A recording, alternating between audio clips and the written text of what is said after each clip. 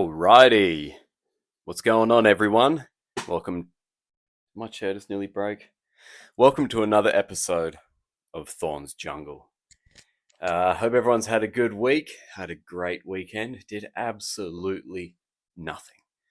It was pretty rainy, so it was a great excuse to eat junk food, watch movies, and stay inside.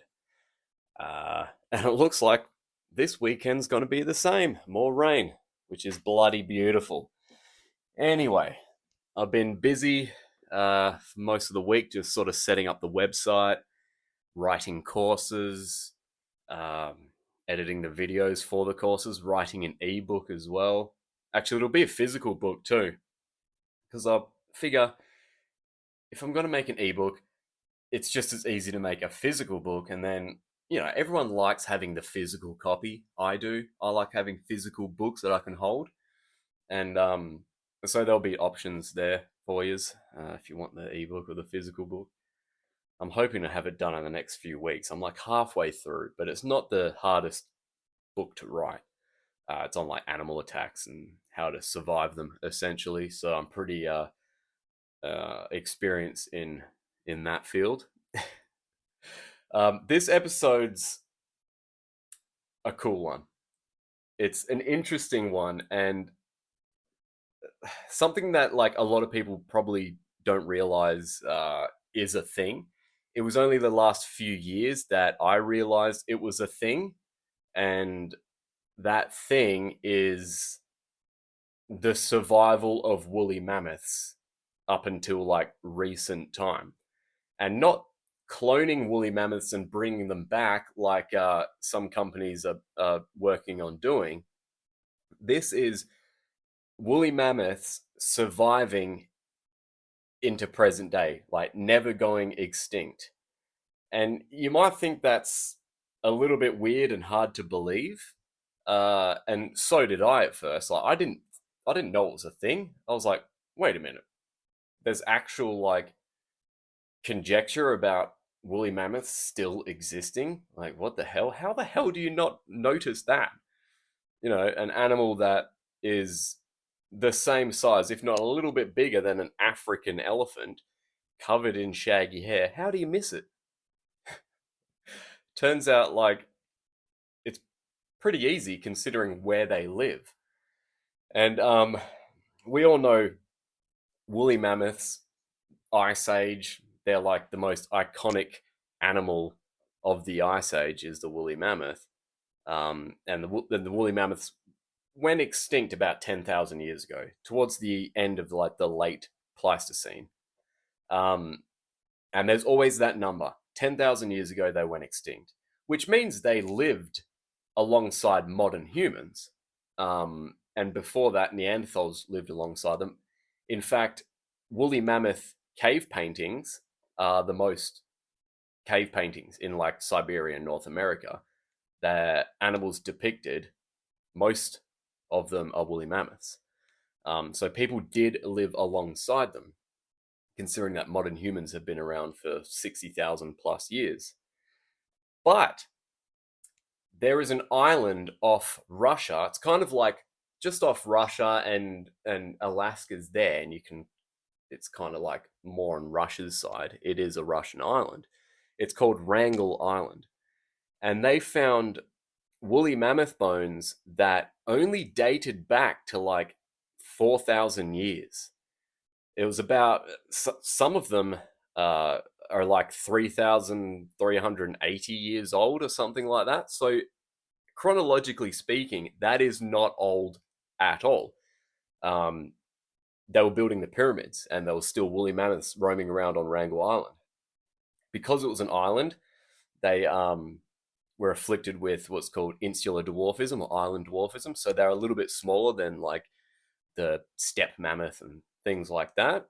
But they were woolly mammoths nonetheless. And when I say woolly mammoths, there were a lot of proboscideans around, which are elephantine like animals. So elephants, like recent elephants, are proboscideans, and also mastodons, stegodons, paleoloxodon, and your woolly mammoths. Mastodons were kind of found sort of lower North America, South America, and they were, I guess, like a longer mammoth rather than tall and more straighter tusks and not woolly. And then your stegodons were found throughout Asia, um, were, yeah, kind of similar to mastodons. Um, but today we're talking about woolly mammoths because they ranged from throughout like higher North America into Siberia, Russia, basically that whole top end of the globe. Woolly mammoths roamed or still do roam. Now, before we get into the sightings, I want to tell you a funny story. And to be honest, I can't remember if I've told this story before on this podcast, but today seems like the most relevant time to tell this story. Uh, I mean, whether or not you've heard it before, there's always new listeners, and you're gonna hear it again.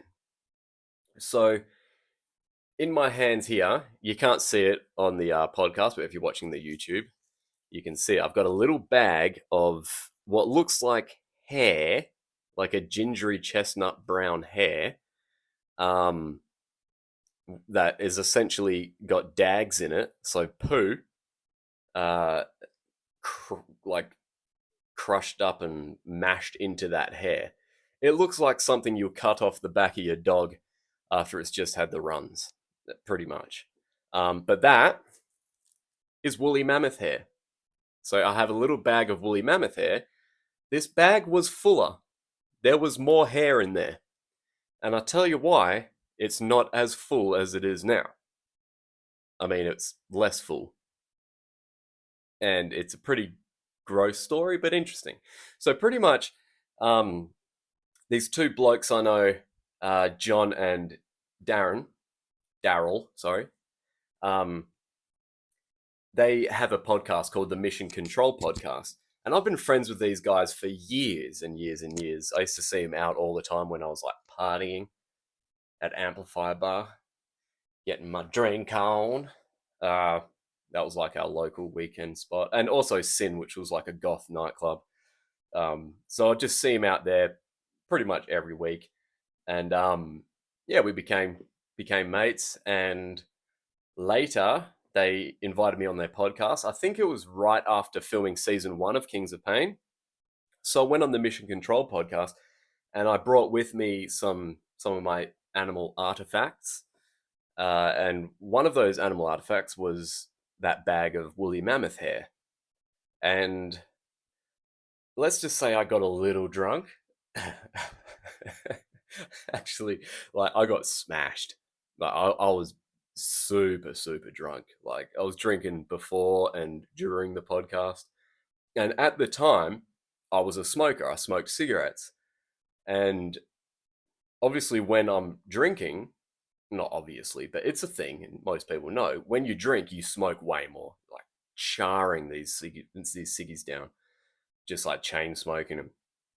And I ran out of cigarettes, and we had finished filming the podcast. I'm pretty sure we had finished, and we were just kind of hanging out.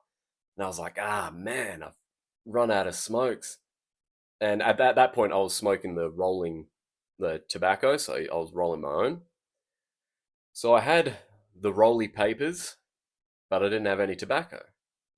And we came up with the great idea of, hey, let's roll up some of the woolly mammoth hair and smoke it.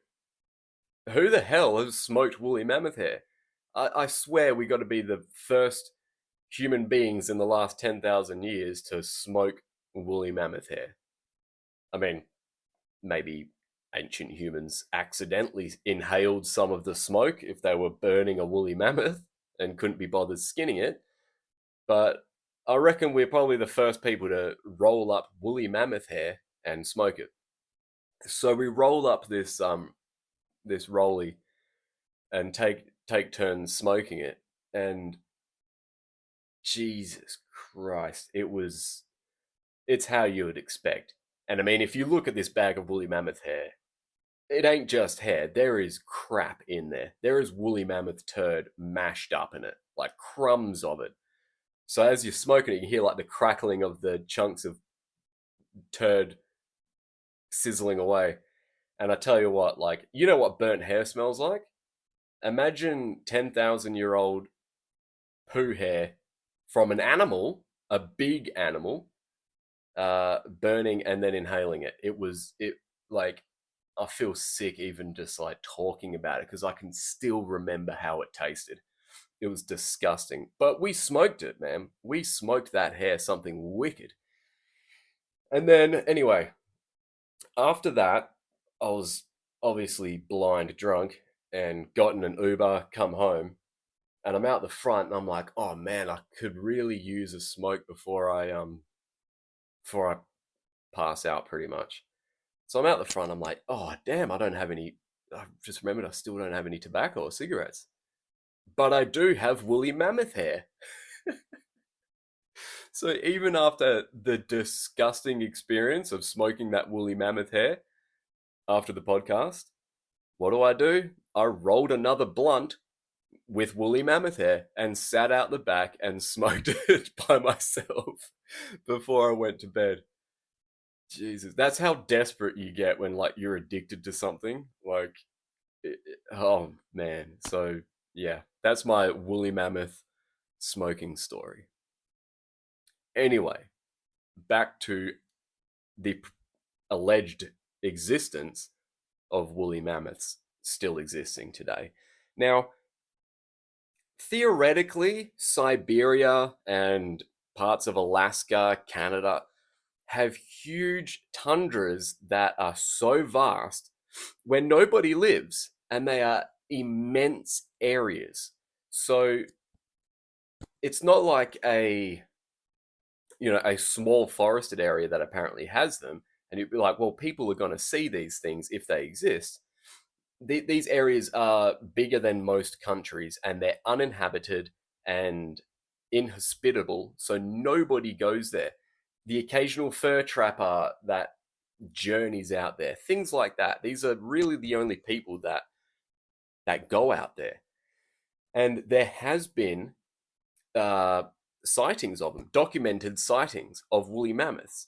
Now, some of them are really old, but I'm not talking like thousands of years old. I'm only talking like from the 1600s onwards. Um, and I'll read some of them to you.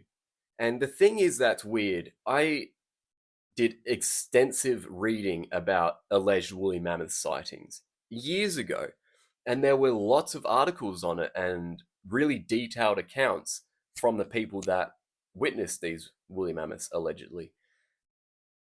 Uh, I could not find any of them this morning. I found like the kind of, you know, like shortened versions of them, but I like distinctively remember reading really detailed accounts of them. So if anybody can find them, send them to me. But because there was like, it was really cool to read, but this is the best I've got. And I'll read a couple of them to you. So one of the earliest recorded accounts is from 1581 when Cossack chief Yermak Timadamanamanamavich. I'm hell bad at reading names, especially when they're in like from a different country. So Yermak Timofekalavich claimed to have encountered a monstrous, hairy beast while crossing the Ural Mountains. Through the details are scant. It is tempting to imagine that Timanamamamavich had a brush with a living mammoth, a relic of the Ice Age that had somehow survived into modern era. Not much detail there, but this bloke, Yermak, encountered something that was huge, hairy. Now, there are bears in that area, big grizzly, brown bears, sorry, which, monstrous hairy beast. It's kind of a broad term, but he did say it looked like an elephant, long shaggy hair. Now we know there are no extant or still living elephants. There never was modern elephants living in Siberia except for mammoths 10,000 years ago. So it's a little interesting. And that was a long time ago, so 1581, but still thousands of years after they were presumed extinct. So in the centuries that followed, sporadic reports of mammoth sightings continued to emerge from the far corners of Siberia and Alaska. In 1899, so we're getting more recent, in 1899, a sensational story made the rounds in the American press, claiming that a man named Henry Tuchman had shot a mammoth in Alaska. He donated the specimen to the Smithsonian Institution. That was his first mistake. The museum, however, denied any knowledge of the supposed mammoth. So, for those of you that don't know, the Smithsonian Institute is kind of weird. It's kind of a weird vault of, like, there are millions and millions of specimens in the Smithsonian. And there has been reports of kind of a conspiracy going on with it, but there has been reports of people donating interesting pieces, artifacts, specimens to the Smithsonian Institution and them conveniently going missing. And these are specimens that kind of go against the narrative of the Smithsonian. For example, lots of giant bones, giant humanoid bones. Now, there is no secret that giant bones have been excavated. There is no secret. There are well reported documents of this. It's not like a myth or conspiracy. Giant bones of humanoids have been excavated. There is no question about it. There was the giant of Castle Nova, something like that, in France, where it was a femur bone. It was of a human that would have been about 12 feet tall, and the bone went missing, of course, once it was donated to the museums. See you later. Last we heard of it. Giant bones in North America have been excavated, given to the Smithsonian for identification and further work, and lo and behold, they go missing. There was a cave, Lovelock Cave, where a lot of giants, red-headed giants, were excavated. They were like kind of mummified. They had red hair. The women were averaging about 6'9", 7 foot. The men even bigger. And yeah, the list goes on. There were giant bones found in Sardinia, things like that. Like legitimate giant bones have been excavated. The moment the Smithsonian gets a hold of them, see you later. It's the last we ever see of them. And at the time where a lot of these bones were being donated to the Smithsonian, the head of the Smithsonian, can't remember his name, but he had a very distinctive agenda. He had a very set agenda. No giant bones. He did not want anybody knowing about giant bones. He didn't want any work done on these giant bones. He didn't want anything. He had a very set narrative to how they wanted the narrative of the Smithsonian to be, and that did not include giant bones. Don't know why, because a lot of the times when things that kind of prove evolution and things like that, it's the creationists and the like super religious people that sort of ignore them because it doesn't fit within their narrative of creationism and things like that. But this dude, like, wouldn't giant bones kind of like confirm some of those biblical stories of giants, David and Goliath and things like that, Gilgamesh, whatever? I don't not well versed in the scripture, but I know there was giants in it. But it would theoretically do the opposite, because these are other humans that have evolved sort of alongside but separately to humans. So there is that kind of evolution thing. So you can kind of understand why giant bones would be covered up by the Smithsonian. But that's just one example of the Smithsonian Institute covering stuff up. Um, there are lots of things that have been donated to the Smithsonian and gone missing. And it looks like a recently shot mammoth carcass was one of them. Okay, so in the early 20th century, we saw a flurry of alleged mammoth encounters, particularly in the remote wilds of Siberia. In 1920, a French diplomat stationed in Vladivostok relayed a curious account from a Russian fur trapper who claimed to have seen giant, shaggy elephants deep in the taiga. That's spelled Taiga, not tiger as the animal. The trapper's descriptions of the creature as denizens of the forest rather than the tundra lent an air of plausibility to his tale, as did the fact that he seemed unaware of the very concept of mammoths. So this is a bloke that didn't even know what mammoths were. Like, he didn't know that woolly mammoths, were an extinct animal that were frozen in permafrost and are being defrosted, things like that. An extinct ice age animal. This is 1920. This bloke is a fur trapper. There's no internet. He's not getting newspapers and stuff out there. He's living his life, and all he's seeing is animals. And to him, these are just animals that live there. They're no different to the bears he probably saw or some of the bird life. He's going, oh yeah, there's elephant things out there with shaggy hair. He doesn't know the significance of an existing woolly mammoth still alive today. So there's no reason for a fur trapper to lie about this. Like, what's he getting out of it? So some of his descriptions of the behavior of these animals, like living in the forested parts rather than just this sparse, empty tundra, would make sense if it's an animal that is a browser, that is eating, leaves off trees, things like that. Why would it live way out in the tundra where there is no plant life?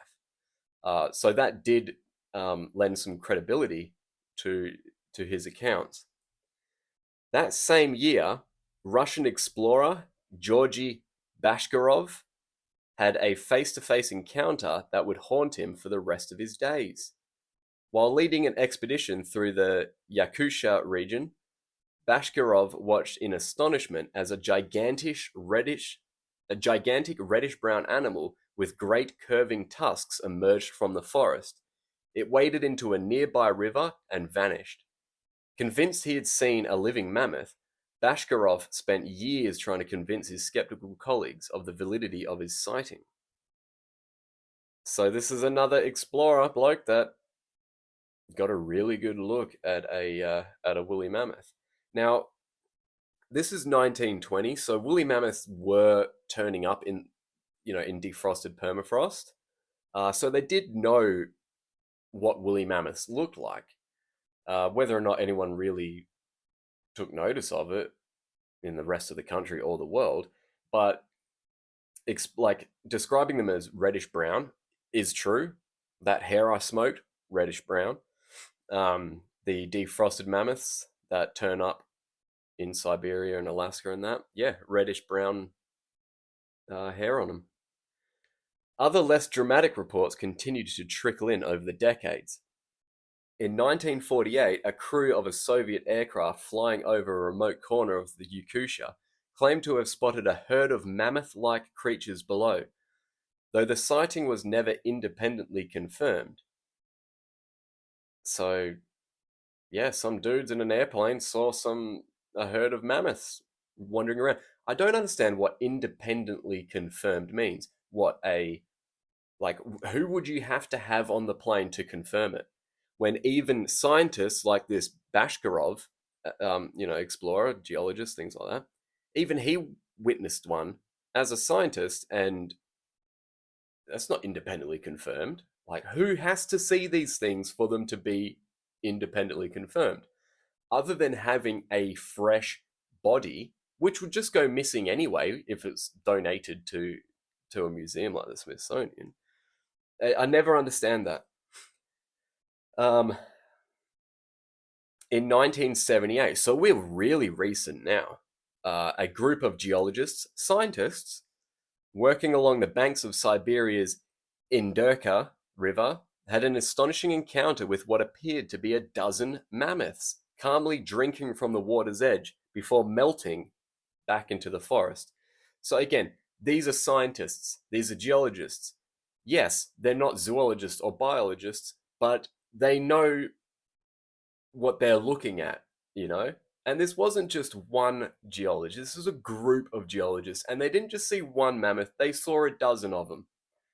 So, again, why would a group of geologists like risk ruining their reputations by claiming they saw a woolly mammoth? Why would they? They're not getting anything out of it. You don't spot a woolly mammoth and then become a millionaire from it. Quite the opposite. You get shunned by the scientific community and end up looking like, oh, that crazy guy that's seeing mammoths, you know? And yeah. So there are also accounts of like woolly mammoths by native people in Alaska, like the uh, Indians and stuff. Indians, I don't know if that's politically correct anymore. What's it called? Native Americans of the area. Okay, don't cancel me for saying that. Um, and I'm just trying to find this other article that was like accounts uh from some of these Native Americans. They had words for them, and when people were interviewing them, they described woolly mammoths in really like correct and descriptive terms. And they even described some of their behavior, like as browsers, um, how they were herds, they lived in groups, the colors, even the smell of them. And one dude, I'm just trying to find his name, not that it really matters, um, was traveling through a pretty remote part of Alaska and saw some of these native tribes selling, items or trading items, and some of these items was ivory, and it was super fresh ivory of an animal that had been killed really, really recently. And he asked them like, what was his animal, and they described exactly what it was. It was an animal that had 5 legs. Now, if you see a male elephant that's quite excited, it may look like he's got 5 legs, but they were describing an animal with 5 legs, but used that fifth leg to make bedding out of and to eat with. So, unless these mammoths are using their penis to grab things and make beds and eating with it, I'm pretty sure they're talking about their trunks. Okay, um, so like, but the thing is that's weird about that. Like our modern elephants, yeah, they do up until a certain age. Once they're fully grown, which can be over 40 years, they before that they will lay down to sleep. And I guess an elephant might clear an area for them to sleep on. So yeah, that could be seen as making bedding. But eating with that penis fifth, that trunk, uh, is a super well descriptive behavior of an elephant, of a woolly mammoth. So also ethnographers detailed. Oh yeah, I mean, look, these people even described their diets and the certain plants that they preferred to eat. And looking at this, there were even indigenous Evenk tribes of northeastern Siberia that first in like came in contact with some White Russians. Good drink. Big Lebowski represent White Russian. And they had well preserved mammoth skins. Now, just because they got well preserved mammoth skins doesn't mean that mammoths still existed, because they have defrosted hundreds, if not thousands, of woolly mammoths, and they have been so well preserved where you can get a pretty decent pelt off them. And even scientists defrosted a woolly mammoth and ate some woolly mammoth's flesh, cooked it up and ate it. Man, can you imagine the freezer burn on that? Jesus. And, there are farmers that live in Siberia that work the land, and mammoths would be defrosted and they would feed the meat to their dogs. So that in itself isn't like oh wow, well preserved mammoth skins, they must still be alive. But with that came behavioral descriptions like their diet, how the tribe actually hunted them as well. They detailed that, how they would separate one from the herd and hunt it, which is insane because, again, why would a tribe of people that have never been in contact with other other people lie about something like that? Like, that's the human condition. As soon as you meet somebody from like a different world, it's like, oh, let's just bullshit. Let's just lie to them, make stuff up. Uh, and there is also a theory that these accounts are like passed down from generation to generation through stories. So what they're describing isn't their own stories; they're stories that have been passed down for like thousands of years. Um, but in saying that, like, Chinese whispers, their stories always change, right? Every time they're told, they change a little, change a little. So they go from woolly mammoths, how they hunted it, to gigantic bear purple monkey dishwasher. They just change, right? So for something like this to remain so accurate to how a woolly mammoth would have behaved and how it would have acted when being hunted is pretty unique. Like, that never happens. Um, so that is basically most of the. Oh yeah, there was also another one that was pretty interesting. A woman who was living with a fur trapper. She had a baby on her back, and the man was off hunting beaver. Classic man. And she was off doing something else and came in contact with a gigantic, shaggy elephant.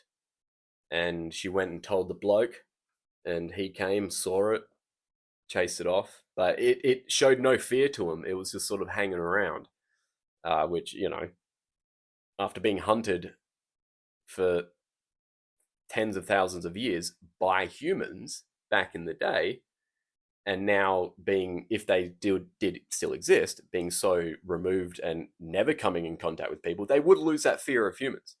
So to a woolly mammoth, a human is just this pathetic, naked ape that they could just squish, with no effort whatsoever. So it really would have no fear of humans at that time. So yeah, pretty interesting, hey. And now they want to clone woolly mammoths and bring them back. And the company is Colossal, and they want to bring back like the thylacine, the Tasmanian tiger, presuming that they don't still exist, which there's a lot of debate over that. But the woolly mammoths are going to be interesting. I don't know how they're going to get around that ethically, because they can do it. The technology is there, um, and given the fact that you can defrost a woolly mammoth in really good condition, you can get a lot of its genome and DNA still intact out of it. And I think they'll use an Asian elephant as like a donor, so they'll put the embryo into an Asian elephant. Brings up a lot of ethical sort of uh, issues there. Um, but at the end of the day, would it be a woolly mammoth if it's like genome's been filled in with Asian elephant DNA? It's the Jurassic Park thing all over again. What John Hammond and InGen did at Jurassic Park is create nothing but genetically engineered dinosaur theme park monsters. Nothing more, nothing less. So no, it wouldn't fully be a mammoth, but given the fact that Asian elephants are more closely related to mammoths than African elephants, it would be the closest thing. It's like getting an old photograph that's faded and touching it up. So filling in little bits of color here and there to make the full picture. It's close. It is very close, but it's not 100% a mammoth. And conservationally, it makes absolutely no sense. They've been extinct on mainland peninsula, Russia, Alaska for 10,000 years, 4,000 years on Wrangel Island. The from a conservation standpoint, where what would be the benefit of bringing them back and releasing them? It will be purely for a novelty thing. They do think bringing mammoths back might end global warming, because what happens is as the mammoths walk, they break up the permafrost and the snow and release cold air into the atmosphere. That's a stretch, that's a stretch. And who knows? There could still be woolly mammoths. I mean, look, I'm not going to say there is. I'm not going to say there isn't. But these stories are interesting. You have to admit. Yes, humans lie. 100% humans lie. But given the dates of these sightings, the people that made these sightings, like, it would be way more effort to lie about that than to just keep your mouth shut and not say anything. Like, why go out of your way? Oh, first meeting of a white man. Hello there. I'm just going to completely lie about stuff. It just doesn't seem like it would be top of their agenda, And these fur trappers, I don't know if you've ever met a fur trapper, but somebody that works off the land are normally a no bullshit kind of person, especially when it comes to like getting your name out there and published as that bloke that saw a woolly mammoth. It's probably something you would avoid. Like, if I legitimately saw a woolly mammoth, I'd be hard pressed to whether I'd tell anybody. Because, for one, it's not going to make a difference. Like, it's not going to change anything. Nobody's going to be like, woolly mammoths still exist. No, it's just going to make you look like a lunatic and probably ruin your career. If your career was in any of the sciences, you're done.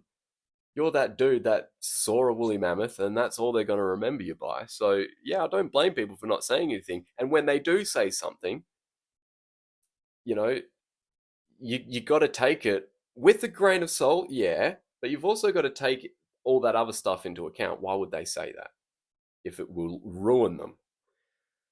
So it is interesting, and it's actually, before I move on, for those of you watching on YouTube, you can see this, but anyone on the podcast, I will describe it to you. Down here, it's heavy. That's a woolly mammoth's tooth. That's the molar.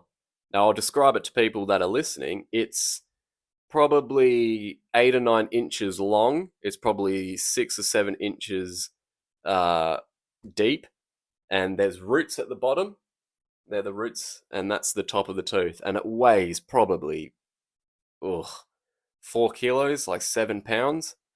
That is a legitimate Ice Age fossil. That's not a recent tooth by any means, but it's pretty damn cool, eh? That was in the mouth of a gigantic woolly mammoth. Woolly mammoth. And I'm not going to smoke that. I'm not going to chip any off and smoke it. I don't smoke anymore. But if I did, I sure as hell will be rolling another blunt of woolly mammoth shit and hair. No, I wouldn't. Anyway, if you enjoy listening to this podcast, please do me a solid. Give me a rating, like rate it 5 stars. Of course it's 5 stars. Would it be any less? And subscribe as well, because it really helps out the podcast. So if you enjoyed anything what I just said in this podcast episode, that's all you need to do. This podcast is free. It will always be free. Yeah, I might advertise some of the courses when they become available, which there will be free courses as well, and ebooks and stuff like that. But I'm not going to start talking about uh, clippers that trim pubic hair that most podcasts seem to advertise. No, this is going to stay free, no advertisements. All I ask from you, subscribe and give me a rating. And if you're watching on YouTube, do the same. Subscribe, like. That's about all you can really do. But everything helps, all right? And there will be more blogs coming out on the website. Might be me ranting about stuff, who knows. But if you do go to the website, biothorn.com.au, you will see pages where there is the zoology course. Don't sign up yet because I haven't finished it. I've got to film all the lectures and content yet. I'm nearly finished, but that course will be finished and I will let everybody know when it's available. It's a zoology course.